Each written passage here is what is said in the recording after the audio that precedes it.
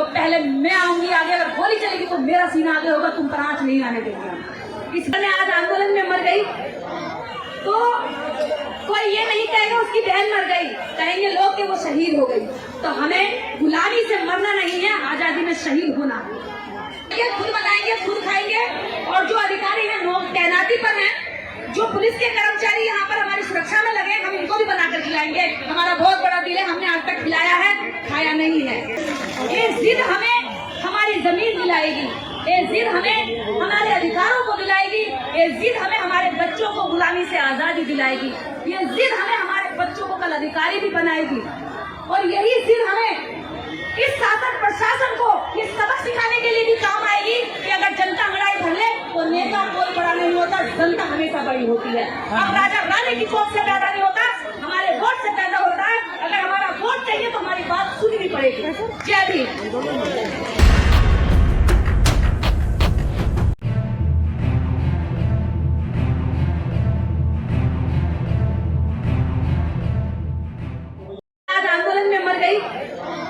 तो कोई ये नहीं कहेगा उसकी बहन मर गई, कहेंगे लोग कि वो शहीद हो गई। तो हमें गुलामी से मरना नहीं है, आजादी में शहीद होना है। यही बात हमें हमारे जहन में बिठानी है कि अगर हम गुलामी काटते काटते मरे तो हमारे बच्चे फिर गुलाम हो जाएंगे। अगर हम गुलामी से लड़ते लड़ते मरे तो हमारे बच्चे उसका बदला लेंगे और वो आजाद हो जाएंगे। क्या हमें आजाद जीना है? हाथ उठाकर बोलिए, क्या हमें आजाद जीना है? अब हम गुलाम नहीं रहेंगे, हमें गलियों में, मोहल्लों में, जोहर में हमें सताया जाता है। हमारे घरों पे आज तक पक्की झोंके नहीं बनी है। खपरेल में हमारे लोग रहते हैं, बारिश पड़ती है तो इधर से बचते उधर से बचते, पूरा राशन उनके खाने तक का सामान नहीं बचता है।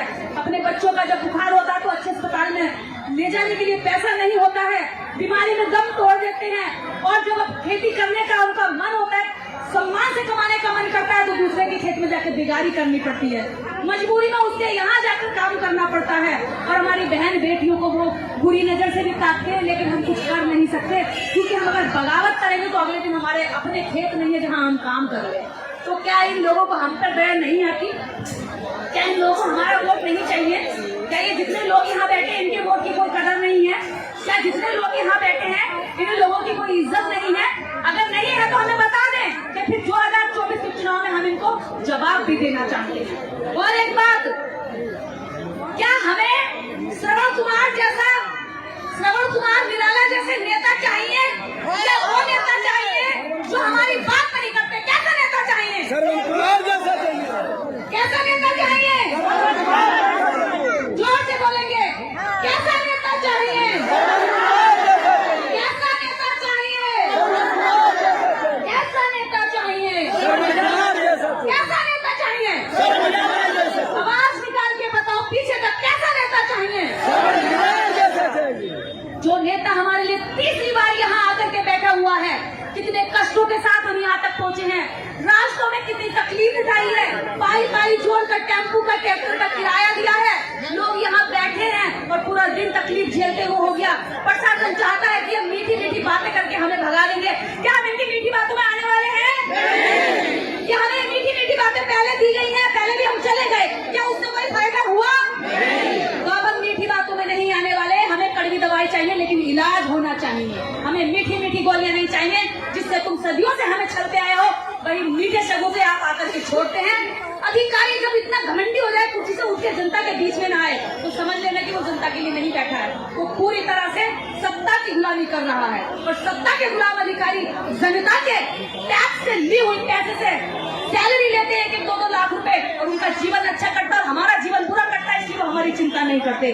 जब ये लोगों को भी पता चलेगा कि कठिनाई का जीवन क्या होता है, तब ये हमारी बात सुनेंगे।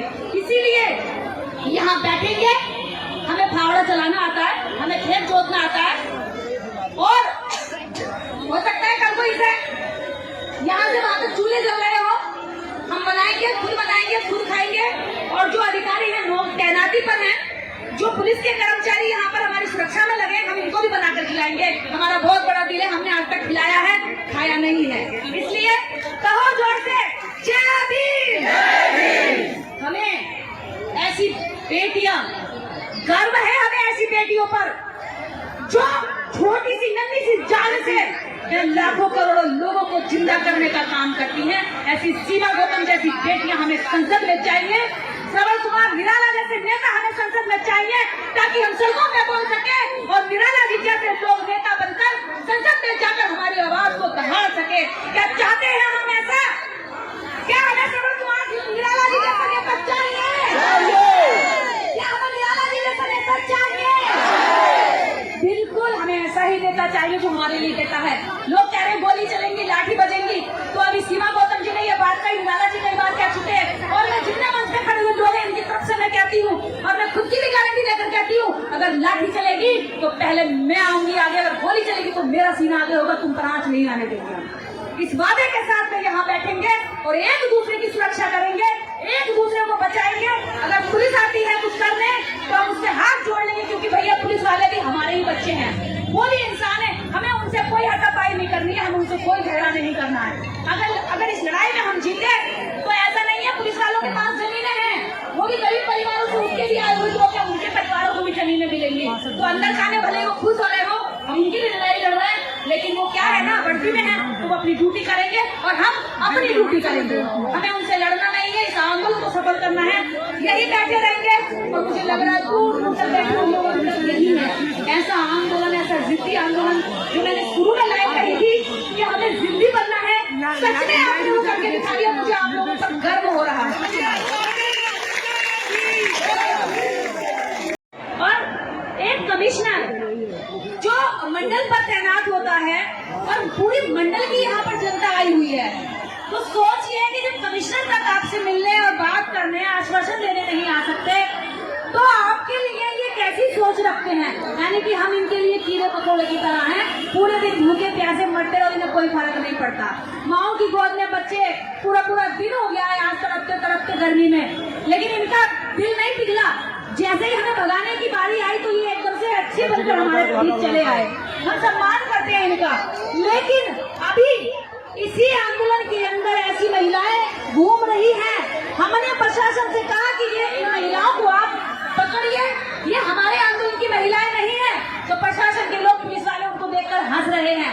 मांग में सिंदूर है, गले में मंगलसूत्र, और कह रही है कि मेरा नाम गुलफ्ता है, और फिर पुलिस वाले उसको देखकर किसी तरह का कोई एक्शन नहीं ले रहे। हम आज ये बात यही कह देते हैं, हो सकता है यहाँ और भी इर्द-गिर्द घूम रहे हो वो लोग, यदि हमारे आंदोलन में किसी प्रकार की अनहोनी होती है, दंगा होता है, या कोई भी किसी भी व्यक्ति को नुकसान पहुंचता है, या प्रशासन के ऊपर हमला होता है, तो ये हमारे लोग नहीं होंगे, ये प्रशासन के ही बनाए गए इस आंदोलन में लोग होंगे। हम यहाँ संविधान को मानने वाले लोग हैं, किसी पर हमला करने वाले लोग हम नहीं हैं। और दूसरी बात, जब मुख्यमंत्री जी, अभी चुनाव आ रहा है 2024 का, मुख्यमंत्री सभा करने के लिए जमीन पर उतरेंगे, भाषण भी देंगे, लोगों से मिलेंगे भी, जनसभाएं भी करेंगे, हर जगह जाएंगे, तो क्या ये जनता नहीं है? उसी जनता को बुलाने के लिए जो चुनावी सभा की जाती है, जो लालच दिया जाता है कि आप आइए, गाड़ी भेजी जाती है और तेल दिया जाता है, मतलब हर कुर्सी पर बुक कर दिया जाता है कि इतना सामान मिलेगा, पैसे दिए जाते हैं, तब वो लोगों को बुला के अपनी बात सुनाने के लिए यहाँ जनता खुद से आई है कि मुख्यमंत्री जी कुछ बोले, तो यहाँ मुख्यमंत्री जी अपने 2 शब्द बोलने के लिए उनके पास फुर्सत नहीं है। यहाँ गाय की कदर है, यहाँ दलितों की कदर नहीं है। यहाँ गाय की इज्जत है, यहाँ दलितों की, औरतों की कोई इज्जत नहीं है। ये इज्जत से जीवन जीना चाहती हैं, यहाँ आई है अपनी मांग लेकर, तो इनको यहाँ मिसगाइड करने की कोशिश की जा रही है, इनके आंदोलन में अन्य असामाजिक तत्वों को डालने की कोशिश की जा रही है, और प्रशासन के माध्यम से मीठी मीठी लिपटी छिपड़ी बातें करके हमें यहाँ से भेजने की कोशिश की जा रही है। यहाँ क्यों नहीं आ सकता? क्या कमिश्नर कहीं दूसरे प्लेनेट से आए हैं क्या? क्या वो इंसान नहीं है, हमारे बीच में नहीं आ सकते? क्या उन्हें कमिश्नरी पे इसीलिए बिठाया गया कि जब जनता है तो उनकी बात नहीं सुनना? सोचिए, जब हमारा अकेला आदमी दफ्तर में जाता हो तो उसकी कितनी सुनवाई होती होगी? जब अब यहाँ पे लाखों की संख्या में हमारी कोई सुनवाई नहीं है, तो हमारी स्थिति भारत में इससे लड़की जा सकती है कि हमारी स्थिति क्या है। लेकिन हम भी दिखा देंगे, संविधान को मानने वाले लोग, हम किसी पे बिना हमला किए अपना हक लेना जानते हैं। हम ये डटे रहेंगे, भूखे प्यासे बैठे रहेंगे अगर तुम्हें हम पर नैतिकता है थोड़ी भी, तुम्हारे अंदर मानवता हो तो हमसे बात करने आइए। हम बात करना चाहते, तुम्हें गोली मारने नहीं आए हैं, हम तुम पे हमला करने नहीं आए हैं, सिर्फ बात करना चाहते हैं। बात करने से इतना डर क्यों? तो योगी आदित्यनाथ जी इस सूबे के मुख्यमंत्री जब यहाँ आएंगे, आश्वासन देंगे या कागज देंगे, तभी हम जाएंगे। मैं भी नहीं जाऊंगी, चाहे यही डॉक्टर बुला के मुझे कल की जय भीम, जय भीम, जय भीम। देखिए, जब हम घर मरते हैं तो कहते हैं उसकी माँ मर गई, उसकी दादी मर गई, उसकी बुआ मर गई, उसकी माँ, उसकी बहन मर गई।